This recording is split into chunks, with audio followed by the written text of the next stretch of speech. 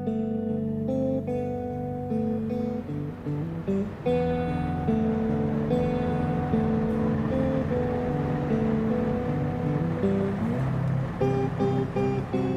um grande prazer que nós recebemos esta exposição.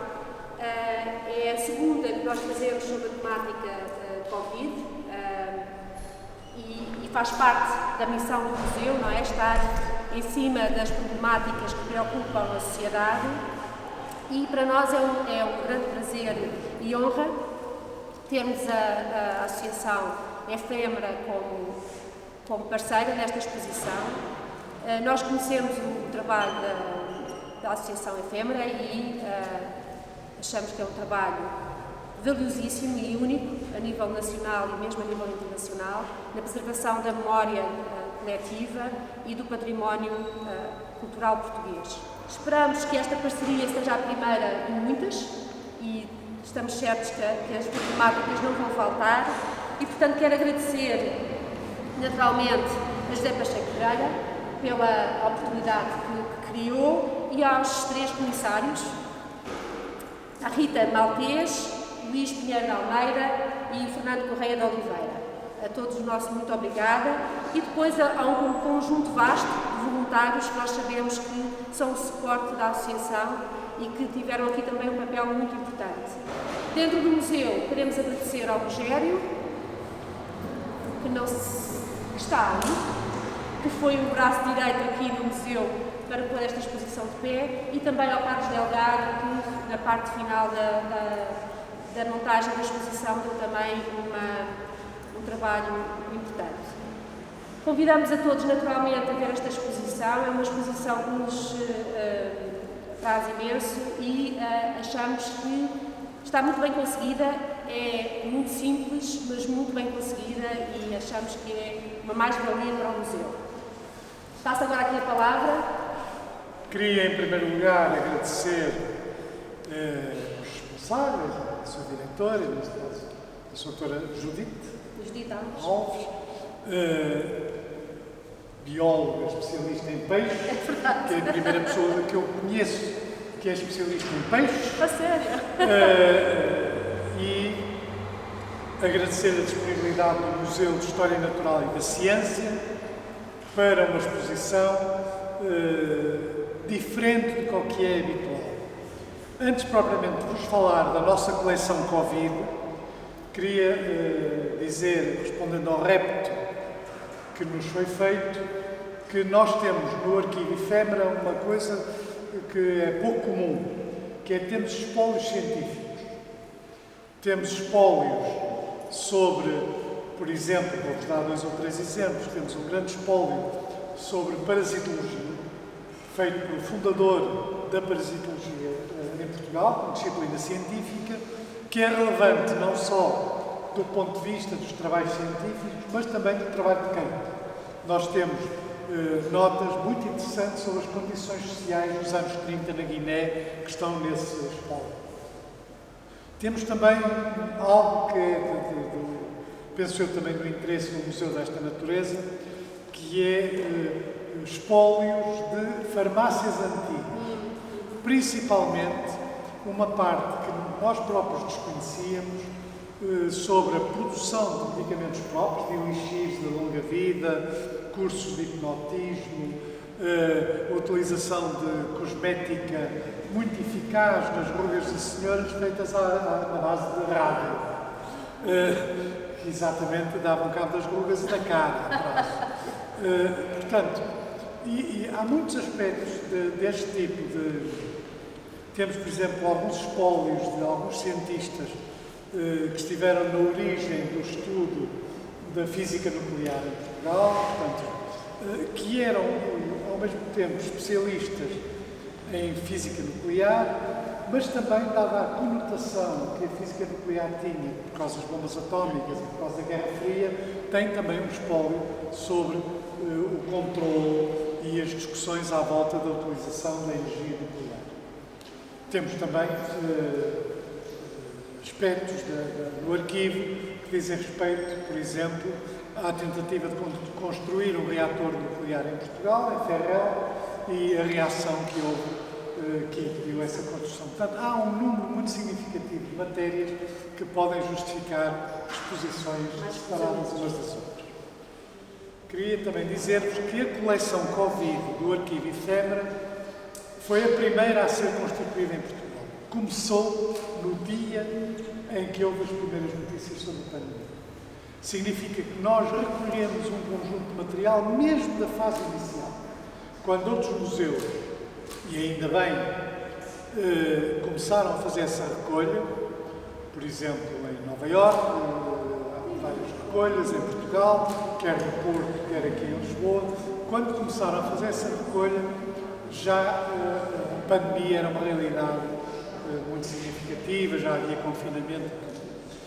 O que significa que alguns materiais dos primeiros meses da pandemia existem apenas no Arquivo Efêmera. Como nós somos um arquivo que não é especializado propriamente no aspecto científico da doença, não somos virologistas nem epidemiologistas, nós demos atenção ao impacto que teve a pandemia na sociedade portuguesa. Isso significa que acompanhamos também os movimentos negacionistas que punham em causa a existência do próprio Covid ou da sua seriedade como doença, de movimentos contra o confinamento, porque na realidade eles são distintos uns dos outros. Os movimentos contra o confinamento refiro-me essencialmente à luta dos restaurantes, o movimento Pão e Água, por exemplo, que organizou várias manifestações defendendo regras muito mais flexíveis em relação aos restaurantes e aos bares, e depois também os movimentos anti-vacina. Ao mesmo tempo também que coligimos muito material sobre o aspecto institucional da Direção-Geral de Saúde, das obrigações e os cumprimentos das regras da Direção-Geral de Saúde, literatura séria e satírica sobre a Covid, os objetos ligados com a Covid, não só os objetos, chamemos assim, neutros, mas também objetos que, por exemplo, foram utilizados em campanhas eleitorais. Podem encontrar, por exemplo, na exposição, um gel distribuído na campanha eleitoral do PSD da Lourinhã. Este tipo de materiais, conjuntamente com materiais do Bloco de Esquerda, do Chega, do Partido Socialista, alguns estão expostos aqui na exposição.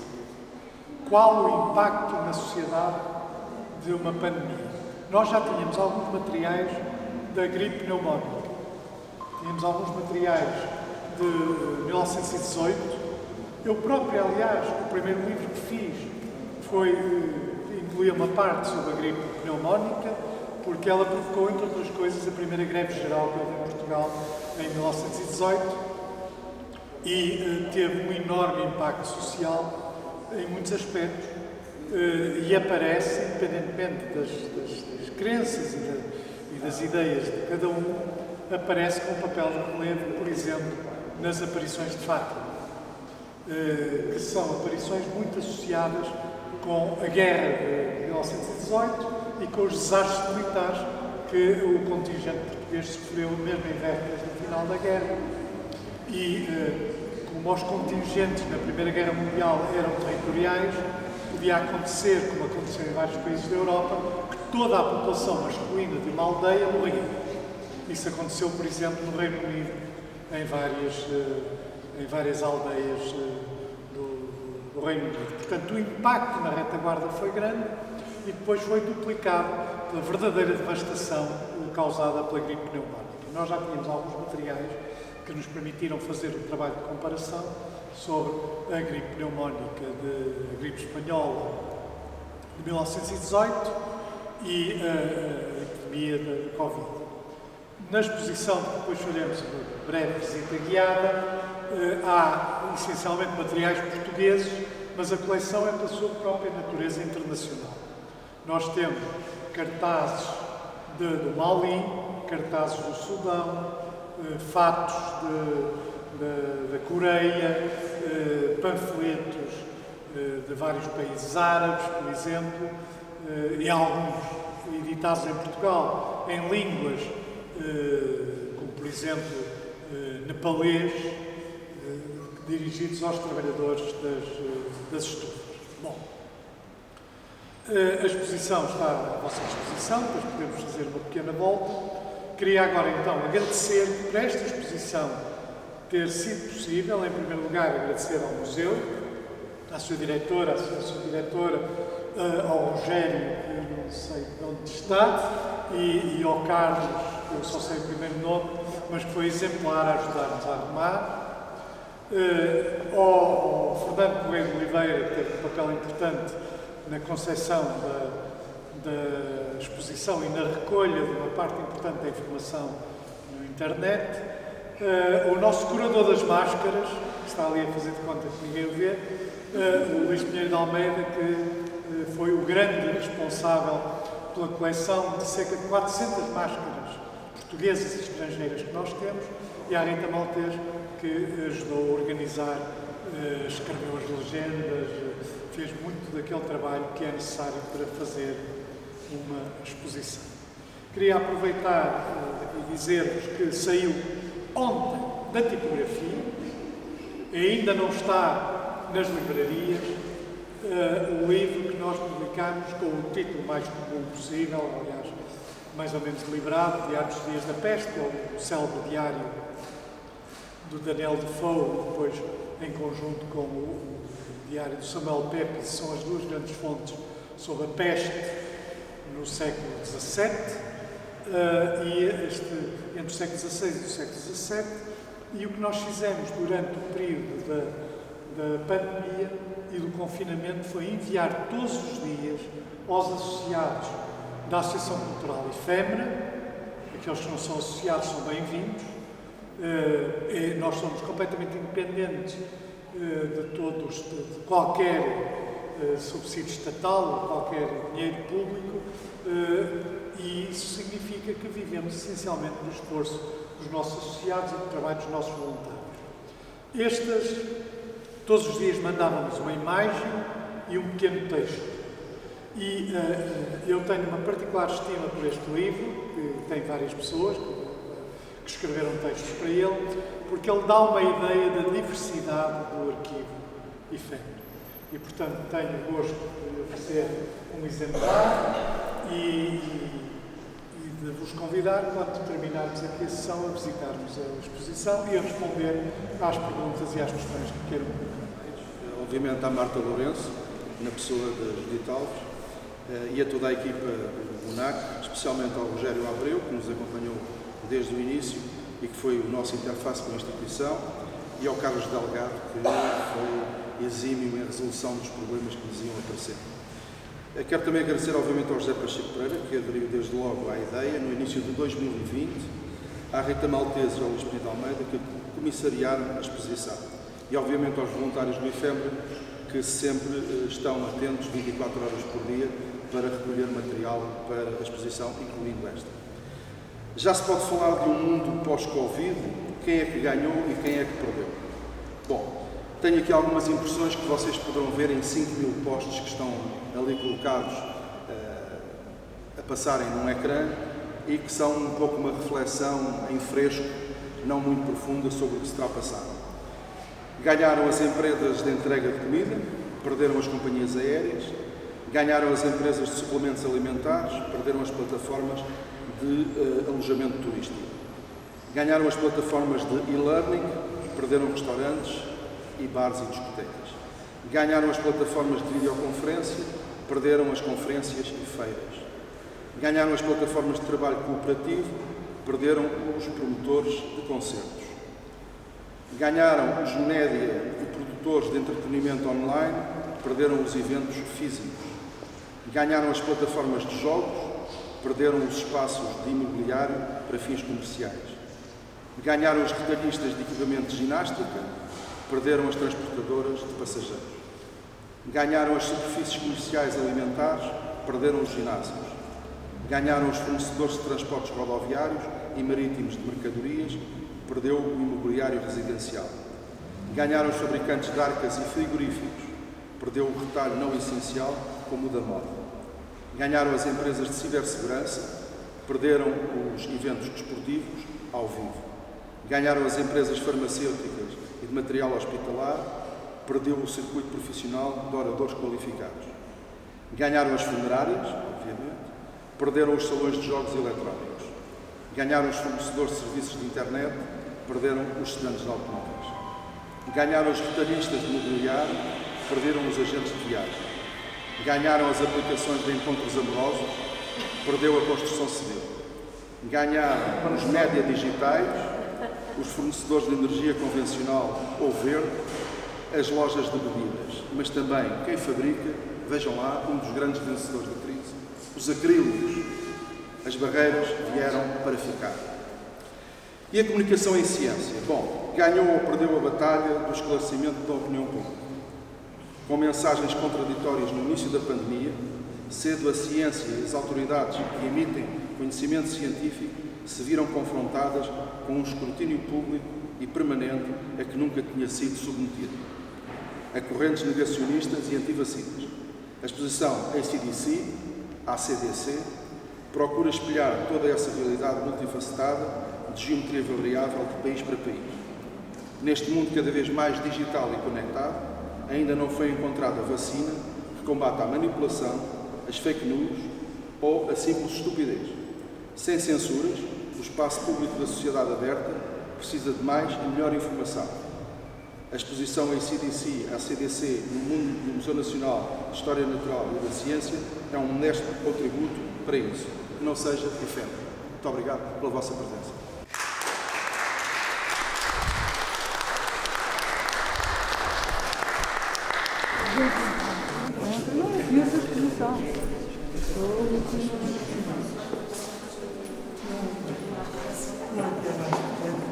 Eu queria que não se acomodassem depois à parte, não se discutir muito fácil, eu vou fazer uma breve apresentação. Isto é uma pequena exposição da nossa coleção, aí 10 vezes isto. O que nós temos aqui é uma parte da coleção das máscaras. O Luís, depois, se quiser, pode mostrar aqui 2 ou 3 máscaras mais relevantes.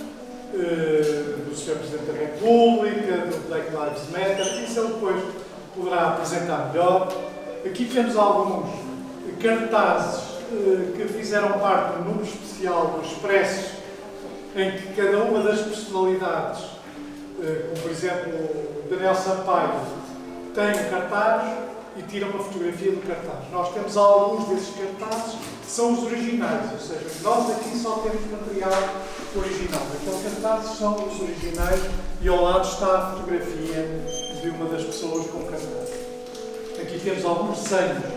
Aqui o Fernando depois pode fazer uma apresentação mais completa, que é original. Portanto, foi feita de propósito para... E eu acho particularmente interessante porque aquela ideia da seringa de seguir o vírus é boa, dá um bom cartaz. Estas fotografias que estão aqui são máscaras, não é? Ali estão uma pequena parte da coleção de jornais com cartas, primeiras cartas associadas com o Covid. E aqui estas 3 fotografias fazem parte de uma coleção maior do Rui Serrano, que está aqui, retratando cenas do confinamento no Barreiro, neste caso. Este corresponde a uma experiência pedagógica muito interessante com os alunos da Escola António Arroio, os professores da Escola António Arroio, das cadeiras de serigrafia e gravura, fizeram os alunos, 18, que são muito novos, 16, 17 anos, fizeram os trabalhos a partir de objetos que existiam no arquivo. Um catálogo em progresso dos autocolantes, feito como se fazem os catálogos de selos, portanto, numerados, identificados, número de exemplares, e algumas coisas que foram feitas com fonte. O nosso maior sucesso editorial, que é o Amorzinho, que é uma antologia, que foi a Rita Maltese que fez, é uma antologia de uma correspondência amorosa entre uma costureira e um empregado escritor. Ou seja, um retrato da vida daquelas pessoas que nunca ficam na escola.